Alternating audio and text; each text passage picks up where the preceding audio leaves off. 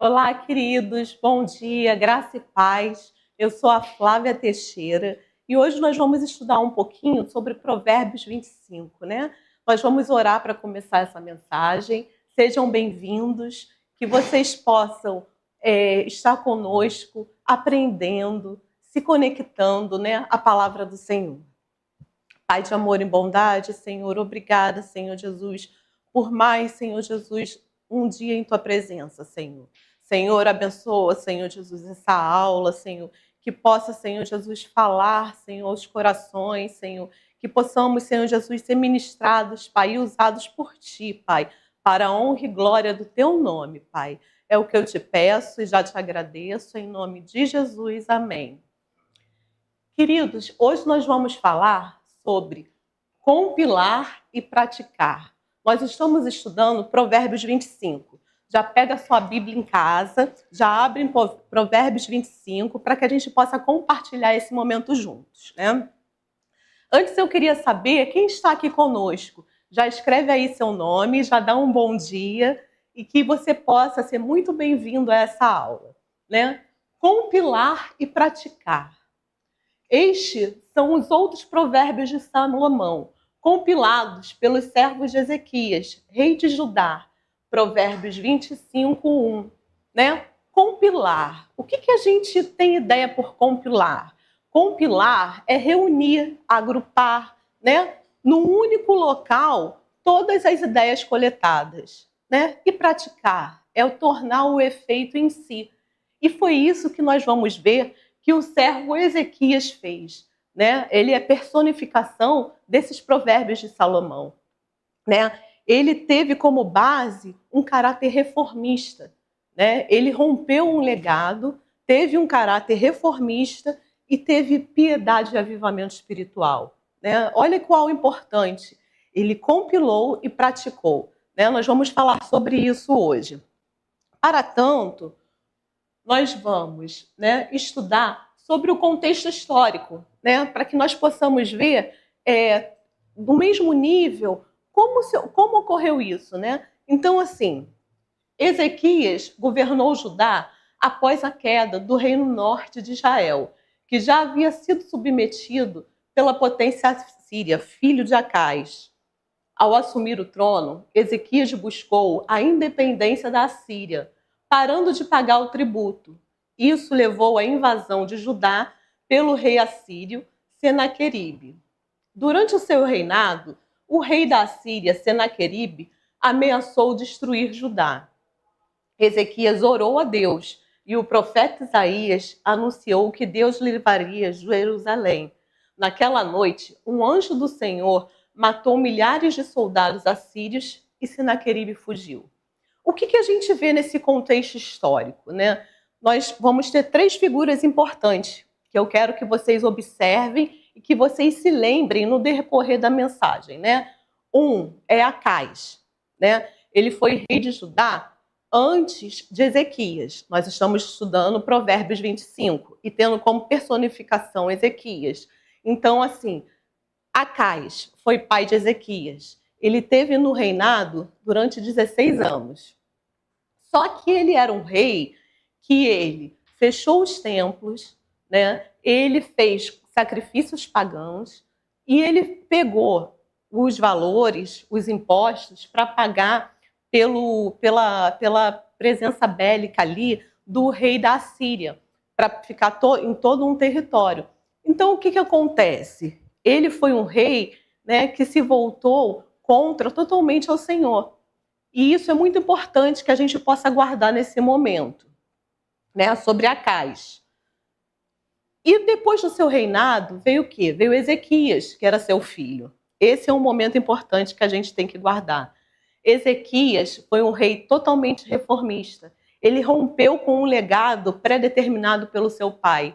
Ele abriu as portas do templo, ele acabou com todos os sacrifícios que foram feitos, né? Ele celebrou a Páscoa. Olha só, né? Que reestrutura, que avivamento espiritual, né? Ele poderia ser só um líder político, mas não. E lá na frente a gente vai ver, eu estou dando uma noção muito breve para que a gente possa entrar dentro do contexto. Lá na frente a gente vai ver um outro cenário, né? Ezequias, o pai de Ezequias, ele começou a pagar para que o rei da Síria fizesse, né, a segurança do local, né, uma segurança bélica. E Ezequias, ele faz uma ruptura quanto a isso, né? E ele para de pagar esses impostos. E aí tem uma terceira figura muito importante, que é Senaqueribe, né? Senaqueribe, que é o rei da Síria, ele entra e ele começa a cobrar tributos, né? E Ezequias rompe com esse conceito, né?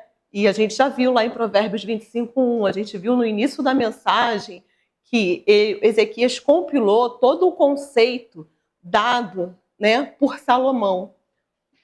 Então, o que acontece? Ezequias, ele rompeu com esse processo. E Senaqueribe vem posteriormente contra Ezequias, porque ele parou de pagar os tributos e o ameaça. Isso a gente vai ver lá na frente. E aí, falando sobre todo esse movimento, né, nós vamos ver mais à frente como isso tudo ocorreu, né? Então, para que a gente possa ter uma noção geral, nós entramos dentro desse contexto histórico, né, que foi dado como cenário, né? Então, nós temos aí 3 personagens: Acais, Senaqueribe, rei da Síria, Acais, rei de Judá, e Ezequias, que também foi rei de Judá, né? E dentro desse contexto, né, nós temos os objetivos de Ezequias, né? Quais foram os objetivos de Ezequias? Os objetivos de Ezequias após a Era de Ouro de Salomão, né? Preservar, redescobrir e compilar a sabedoria do rei do passado, compilar a sabedoria de Salomão. Lembra que a gente está falando sobre Provérbios 25:1? Então, ele compilou.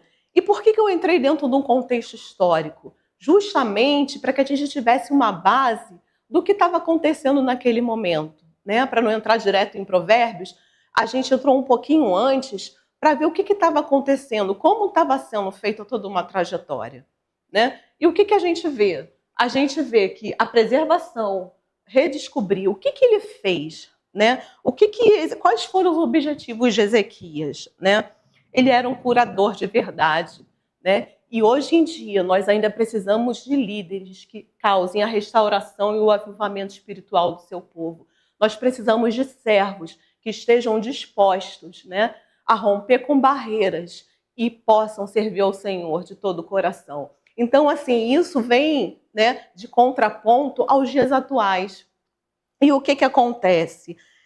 Ezequias, ele designou os seus escribas para quê? Né? Para tirar todas as impurezas, jogar fora tudo aquilo que não prestava do reinado do seu pai, né? Ele rompeu com esse legado, né? Para quê? Para preservar, redescobrir e compilar a sabedoria do servo Salomão, né? E quando a gente para pensar nisso, a gente vê que o propósito foi muito maior, né? Ele poderia ser só um líder político e econômico, né? Ele poderia fazer com que os tributos fossem parar de ser pagos, né? Podia reforçar todo um exército, não. Mas ele resolveu investir no reino espiritual, né? Ele resolveu mudar toda uma trajetória e investir no que importava, que era o avivamento espiritual. O que acontece, né? Foram esses objetivos de Ezequias. E aí, qual é a relação que isso tem nos tempos atuais, né? A gente vê tantas coisas acontecendo, né? Eu gosto muito desse contrassenso, né? De usar a Bíblia, porque a Bíblia é nossa regra de fé e prática, né? Ela é mais atual que o jornal de amanhã. Então, assim, ela vai ter sempre as respostas. E como é que nós podemos levar para os dias atuais, né, essa passagem ali de Ezequias? Nos tempos atuais, há um louvor que fala assim, né, que ele tem muita correlação com essa questão de Ezequias, né? Porque pararam de falar do céu, acham que Cristo não vai mais voltar, já não se fala tanto em santificação, né? Em oração não querem mais buscar, né? E aí, mas tá. E o que isso tem a ver com a vida de Ezequias? A gente vai ver, né, lá na frente que Ezequias parou de falar e o problema dele, a gente vai ver um pouquinho adiante, foi sobre o orgulho. Ao invés de ele usar um momento oportuno para dar um testemunho, ele não usou, né? Ele usou para falar de uma outra coisa. E nós vamos ver, eu não vou falar não para poder não dar uma deixa, mas nós vamos voltar a essa parte. E aí, a gente vê também, né, tantas coisas, né? A gente vê nossas Bíblias cheias de anotações, nós vemos celulares e aplicativos diversos, né? Nós vemos sermões, conhecimentos acumulados, mas aonde entra tanto acúmulo de informação? Né? A gente fica se perguntando, há tanta coisa na internet, há tanta coisa sendo vinculada, né? Como é que isso pode ser usado para o bem? E aí a gente entra numa linha bem tênue de equilíbrio, né? A internet é muito boa, mas a internet também é muito nociva. Por quê? Porque às vezes a gente pega um sermão na internet que a gente não sabe nem de onde é e usa aquilo como base, né? Muitos são muito bons, muitos são muito objetivos, mas nós temos que saber a fonte. Como tudo, né? Aí a gente lembra dos bereanos, né? Está lá em Atos 17. Os bereanos, o que eles faziam? Eles procuravam se informar do que estava sendo feito, né? Procuravam investigar à luz da palavra, examinar se aquilo dali era realmente verdade ou não, né? E esse é o contexto que nós temos hoje em dia, né? De fazer esse exame, né? Esse propósito. Então, a internet é muito legal, mas assim, nada substitui a palavra de Deus, né? Então, assim, vamos usar da melhor forma possível, né? Então, esses são os tempos atuais, né? E qual é o motivo da sabedoria em si, né? O que tem sido proposto para as nossas vidas, né? Para tudo há um propósito, né? E o propósito do Senhor, muitas vezes a gente não entende, né? Está lá em Deuteronômio. Muitas coisas são encobertas por Deus, né? As reveladas são para nós. Então, assim, nisso tudo há um propósito. A gente vai ver que na vida de Ezequias, o propósito foi demonstrado. Então, assim, vamos aproveitar da melhor maneira possível, né? Que esse contraponto entre o tempo antigo e o tempo atual possa ser presente nas nossas vidas, né? Possa se fazer valer, possa estar ali junto, né?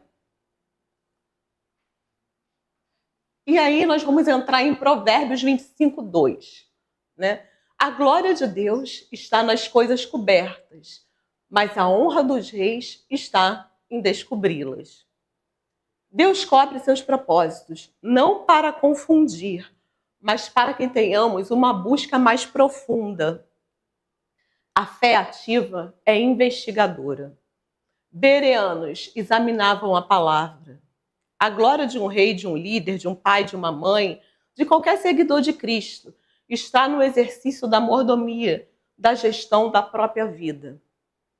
Nós vimos aqui, né? Aquela questão de investigar as informações, né? A fé ela é investigativa, né? Ela está ali, ela não pode ser uma coisa passiva, né?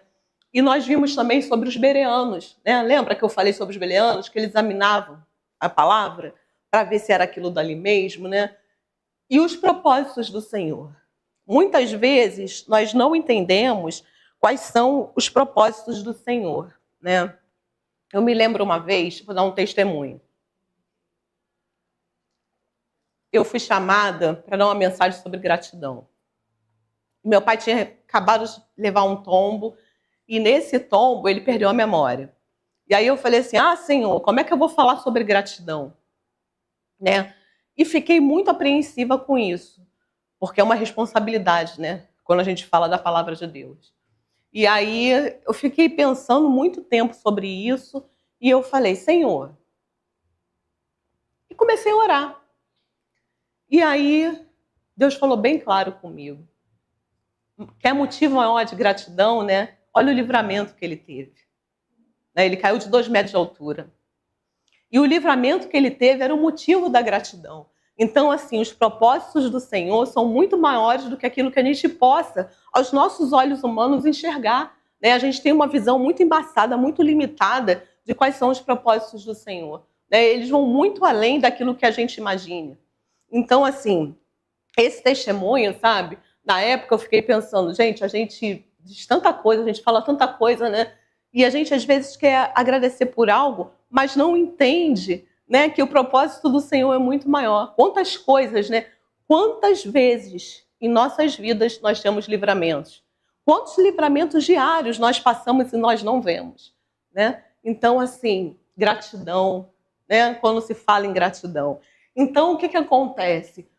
Deus cobre seus propósitos, não para confundir, mas que tenhamos uma busca mais profunda, né? Quantas vezes Deus está tratando conosco para que a gente possa se aprofundar, né, nesse contato com Ele. E, vamos lá. Provérbios 25:5. Tira o ímpio da presença do rei, e o seu trono se firma na justiça. Ezequias foi um curador de verdade, não apenas um líder político. Investiu no reino espiritual de Judá, abriu as portas do templo e liderou a purificação nacional, removendo as impurezas do reinado de seu pai. Fidelidade exclusiva ao Senhor, destruiu altares pagãos e postes sagrados. Nós vimos isso anteriormente, né? O que Ezequias havia feito, né? Então, assim, ele foi a personificação de quê? De que ele herdou um legado. Lembra que a gente viu lá sobre o contexto histórico para que ficasse nivelado? Então, ele foi a personificação de que o seu pai Acais tinha um posicionamento, mas ele rompeu. Ele foi reformista. O que ele fez? Ele rompeu com toda uma estrutura, né? E mudou todo um cenário, né? Abrindo as portas do templo, voltando ao avivamento, voltando à área espiritual. Olha aí a diferença, né? Então, o que Ezequias fez? Ele teve fidelidade exclusiva, única ao Senhor. E as bênçãos recebidas por Ezequias, né? E aí a gente vai falar sobre o livramento do exército assírio.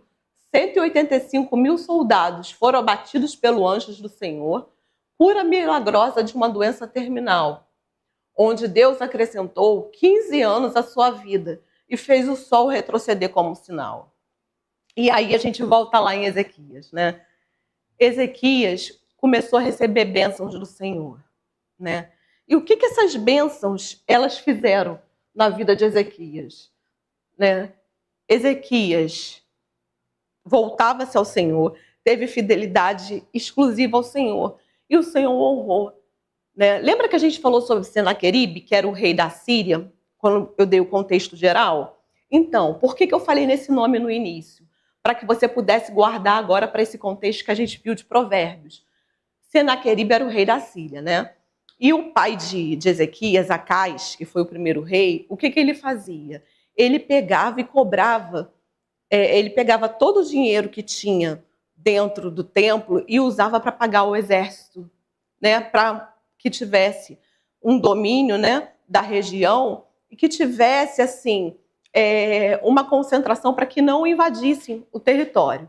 O que Senaqueribe fez? Começou a pagar, começou a cobrar impostos, né, no outro reinado, que era o reinado de quem? De Ezequias. O anterior foi de seu pai Acais. E começou a cobrar os impostos. Só que o que acontece? Ezequias se rebelou, né? Ezequias falou, eu não vou aceitar mais que pague impostos, né? E o que Senaqueribe fez? Senaqueribe foi lá e falou, então tá bom, então o exército vai entrar, né? Só que Ezequias era um homem de fé. E o que Ezequias fez? Ezequias chamou Isaías e pediu para que orasse ao Senhor. E Ezequias orou, né? Orou ao Senhor, pediu para mudar toda uma situação. E o Senhor atendeu. E um anjo do Senhor matou 185.000 soldados. Foram abatidos pelo anjo do Senhor. Olha aí como Deus foi bom com Ezequias, né? E não só isso, Ezequias tinha uma doença de morte, né? E Ezequias orou e pediu que o Senhor tirasse aquela sentença dele. E o Senhor também o abençoou tirando essa sentença da vida de Ezequias. E o profeta Isaías falou assim, Por favor, me dá uma amostra, me mostra como é que é, sabe? Como é que se vai ser mesmo tirada essa sentença. E os movimentos da terra mudaram, né? Ele pediu que o relógio do pai de Ezequias, que era um relógio de tempo, voltasse 10 graus. E o relógio voltou. Olha que coisa, aos nossos olhos, impossível, né? Voltou 15 anos. E o que aconteceu? Né? Um milagre aconteceu. E o mesmo Deus que realizou o milagre ontem é o Deus que realiza milagre hoje. Né? Assim como ele fez na vida de Ezequias, ele continua fazendo nas nossas vidas. Né? Para Deus não existe impossível.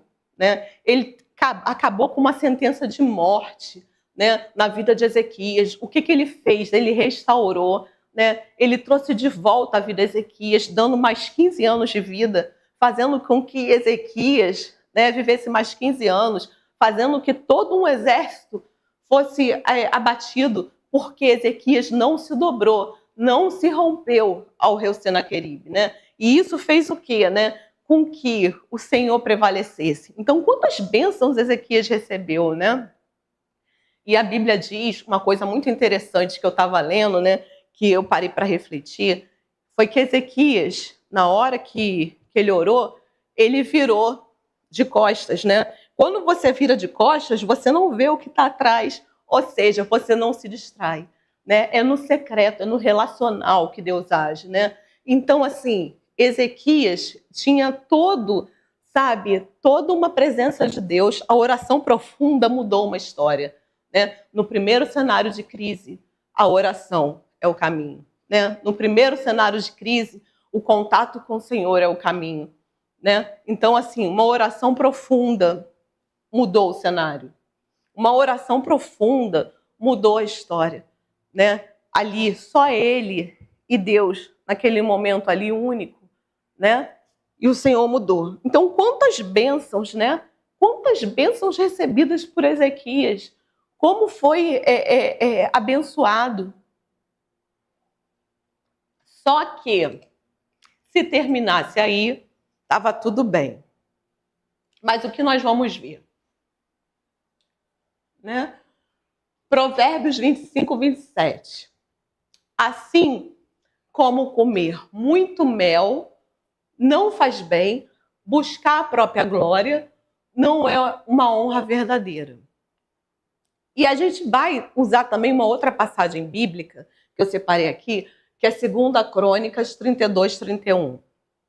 Contudo, no tocante aos embaixadores dos príncipes de Babilônia, que foram enviados a ele, a perguntarem acerca do prodígio que se fez naquela terra, Deus o desamparou para prová-lo, para saber tudo o que havia em seu coração. E aí a gente para pensar nessa passagem, né? Se Ezequias tivesse, né, ficado nas bênçãos e continuasse no caminho, mas aí a Bíblia fala sobre mel. O que a gente lembra quando a gente pensa no mel? Né? Ah, é algo doce, né? Quando equilibrado é gostoso, né? A gente come uma colherzinha de mel e se satisfaz. Agora, o que esse mel, né, ele significa, né? Quando a gente come muito mel, né? Quando a gente um pote de mel, se você comer ele todo, você começa a consumir, você vê que aquilo dali se torna enjoativo, se torna tóxico, né? E aquele mel, o que acontece? Ao invés de fazer bem, ele vai fazer o quê? Vai fazer mal, né? Então, assim, por que uso mel, né? Para falar o quê? Do orgulho, né? E aí eu fiquei me perguntando assim, do que a gente transborda, né? Um copo, assim, vou dar como exemplo, que eu gosto muito de ilustrar, assim, o copo está aqui, né? Se eu começar a encher o copo, de que ele vai vazar? Ele vai vazar de quê?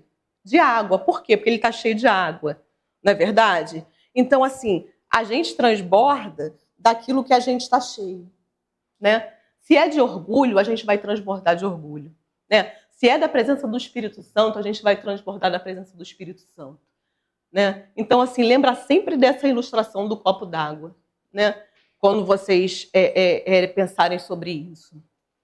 E esse mel, ele se torna, né, tóxico. Lembra que a gente falou que Ezequias recebeu várias bênçãos? Pois é, a fama dele se espalhou. E ao invés dele usar essas bênçãos, né, em caráter missionário, de dar seu testemunho, de chegar lá e falar, olha, Deus me abençoou, um exército, porque eu não me rendi, não me abaixei perante Senaqueribe, né?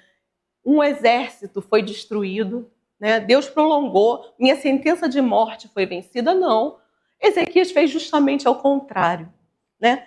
Os babilônicos ficaram sabendo da presença de Ezequias ali, né? Das bênçãos, começou a percorrer, né? Quando acontece algo que você começa a viralizar, né?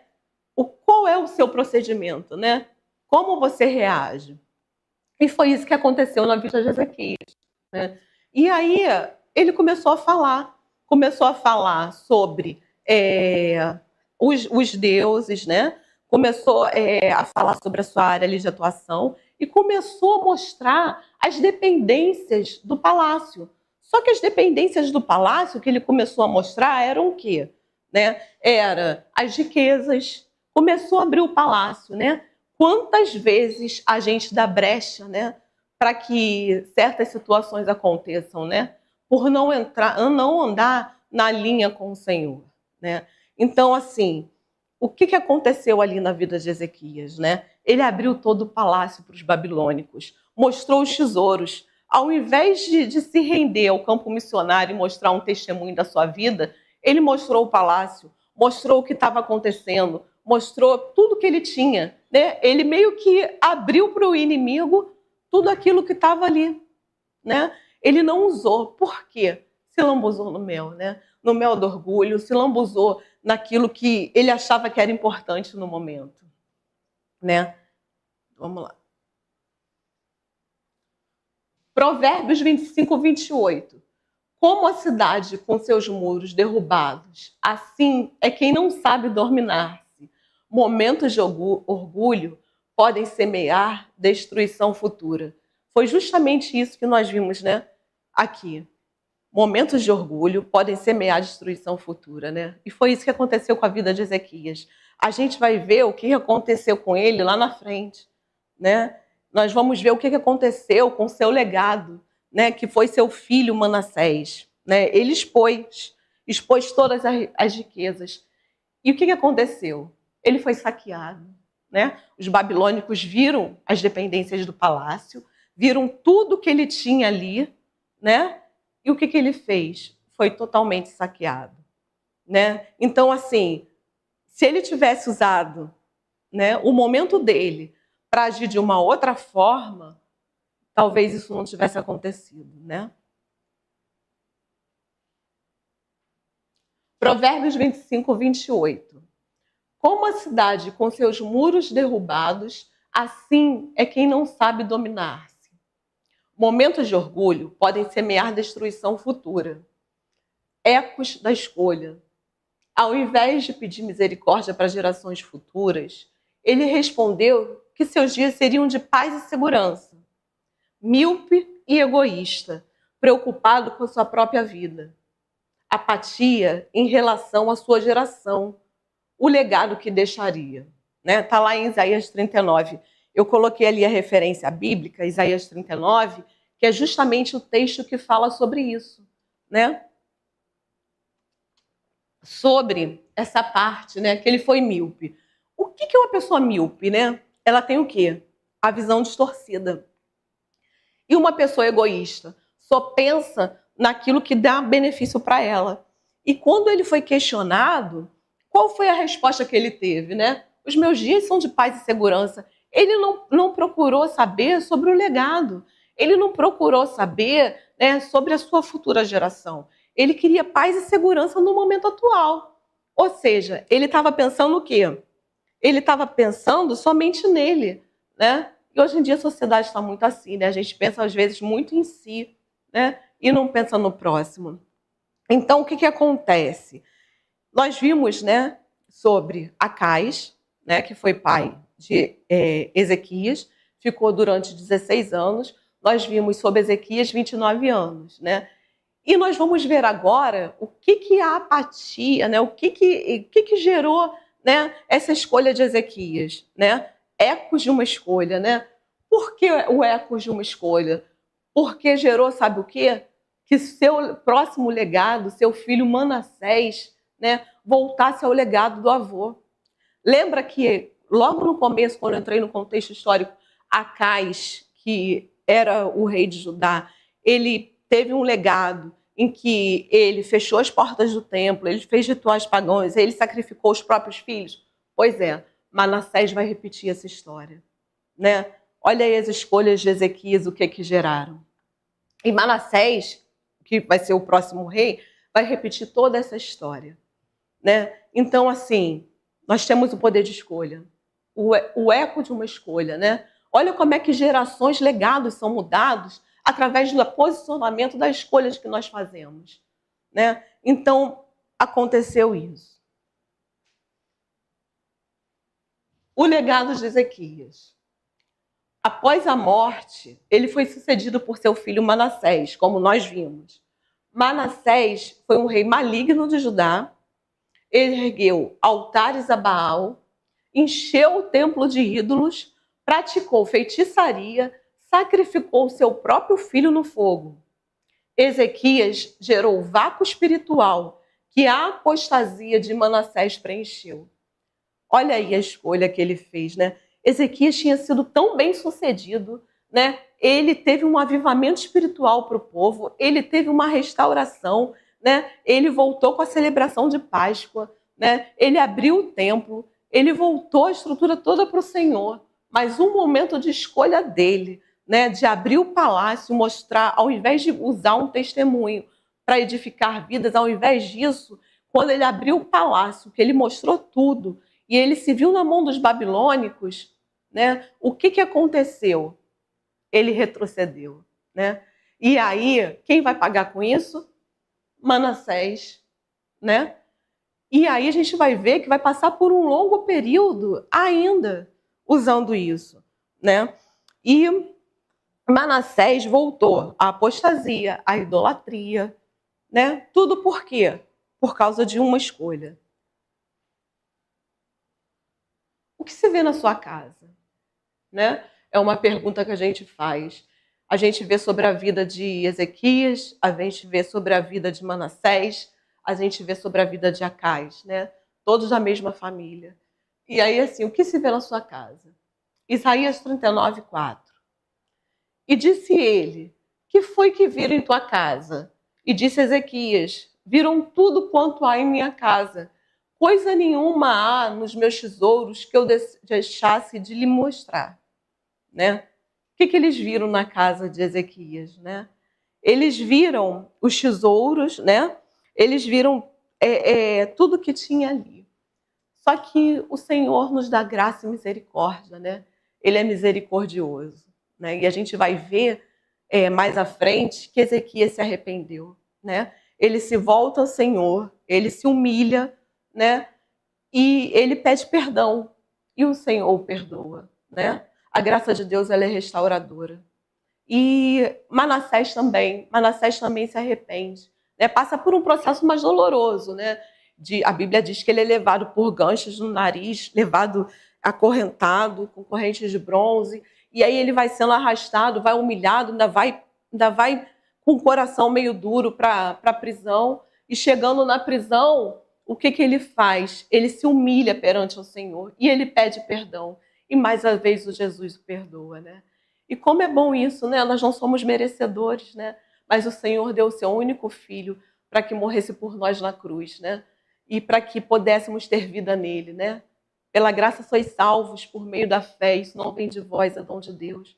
Né? Então, assim, que maravilhosa, né? Essa graça e essa misericórdia, né? Que muitas vezes nós, enquanto seres humanos, nós não entendemos, né? Mas que é um dom perfeito do Senhor. Então, o que acontece? Como anda, né, a visão, né? Será que a gente vai ser aquele obreiro que quando chega lá, né? Olha, você foi aprovado. Ou será que vai ser aquele assim, né? Aparta-te, não te conheço. Né? Nem todo aquele que diz Senhor, Senhor entrará no reino dos céus. Né? eu costumo dizer assim, nossa, né, o mundo é muito pequenininho, né? Todo lugar que a gente vai, a gente conhece alguém, né? Então, assim, a gente chega no local, como as pessoas nos veem, né? Como os nossos vizinhos nos veem, né? Como nossos filhos, né? Como a nossa família nos vê, né? O que é mais importante, né? É quem somos dentro de casa, né? Então, assim, Acais, Manassés, né? É um exemplo disso, né? O que aconteceu com Acais, né? Acais era um Deus terrível, né? Manassés, Ezequias viu isso, né? Seu filho viu isso, né? Ele teve essa ruptura, né? E o que aconteceu na sua outra geração? Por um erro dele, Manassés viu o quê? Viu tudo que tinha acontecido de errado, né? E voltou à apostasia, né? Voltou tudo aquilo do legado do seu avô, né? Então, o que se vê na sua casa? E muitas vezes assim, né? Eu fico pensando também nessa oração, né? Nessa oração, engraçado, essa oração, ela veio bem de encontro, assim, quando eu estava estudando, né? Que ele virou o rosto, né? Esse contato relacional, né? Que ele teve, né? Só entre ele e o Senhor, né? Porque é no secreto, né? É no nosso fechar de portas é que o Senhor nos conhece, né? É muito gratificante quando a gente é bem visto aos olhos do Senhor, né? Não pelos nossos, não pela nossa posição, não por aquilo que temos, mas por aquilo que somos. Então, assim, é o Senhor que está ali, né? No dia a dia conosco. Então, assim, o que se vê na tua casa? Graça e misericórdia, né? Lembra que a gente falou que o Senhor abençoou Ezequias, abençoou, né, Manassés, os perdoando? Os dias de Ezequias, né, foram abençoados pelo Senhor, né, até a sua morte. O de Manassés, o governo ainda sofreu algumas pressões, ainda sofreram consequências, né? Graça e misericórdia. Segunda Crônicas 32, 26. Ezequias, porém, se humilhou pela exaltação do seu coração, ele e os habitantes de Jerusalém, e a grande ira do Senhor não veio sobre eles no dia de Ezequias. Foi aquilo que a gente comentou anteriormente. Ezequias se arrependeu do seu orgulho e limpou o coração. Seu filho Manassés, após ser levado cativo com ganchos no nariz, reconheceu que o Senhor era Deus. Também já vimos isso. A graça de Deus é maior que todo orgulho e o poder de restauração é maior que os nossos piores erros de legado. Olha que bênção, né? Quando a gente para pensar nisso, a gente vê qual pequenininho a gente é, né? Poxa, saber que a graça é maior que a restauração, né? E que a restauração é pior que os piores erros, né? Olha a dimensão disso, né? Olha como Deus nos abençoa, né? Olha como Deus é misericordioso, né? Olha como Deus refaz a cada dia, né, a nossa vida, né? Os nossos erros passados, né? Eles não estão mais quando a gente se arrepende, né? Olha que bom, né? Olha como Deus ele restaura e ele refaz, né? E a graça e a misericórdia foram presentes na vida deles. Sobreviver com sabedoria, né? Que é o nosso tema, né? Que a gente está estudando em Provérbios. Quando foi a última vez que você fez como Davi e pediu ao Senhor para sondar seu coração? Qual a atmosfera espiritual do seu lar? A busca uma investigação ativa ou um desejo passivo? Há ímpios em sua vida que precisam ser removidos? Quais suas alianças e prioridades? Né? E aí a gente entra, né, num questionamento, né, sobre como viver e a vida de Ezequias, né? Ezequias, ele resolveu investigar, né? Ele resolveu determinar a purificação. Ele deu um não à desordem espiritual, né? E como tem sido isso nas nossas vidas, né? Como tem sido isso no nosso cotidiano, né? É, lembra que a gente falou sobre aquele louvor? Porque pararam de falar do céu, acho que Cristo não vai mais voltar, já não se fala tanto em oração e santificação não querem mais buscar. Né? Levanta essa geração, traz de novo a visão, né?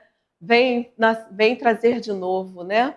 Então, assim, levantar essa geração, né? Vem trazer de novo, né? Vem voltar. E é justamente sobre isso, porque Ezequias, ele, né? Lembra que eu falei que a gente ia voltar nesse ponto? Por quê? Porque ele se humilhou, ele orou, né? Levanta a igreja em oração. O que ele fez? Ele orou, pediu ao Senhor o quê? Perdão. E pela graça e misericórdia de Deus, né? Porque pararam de falar do céu. E ele também, quando eu escutei esse louvor, eu lembrei sobre isso. Porque ele parou de falar do céu. Ezequias, o que Ezequias fez? Ele resolveu falar sobre os bens materiais, né? Sobre o que tinha dentro do palácio e fez o quê? Com que os babilônicos fizessem o quê? Eles entrassem e saqueassem tudo, né? Desperta de novo a visão, né? Faz nascer de novo, né? E foi esse avivamento espiritual, né?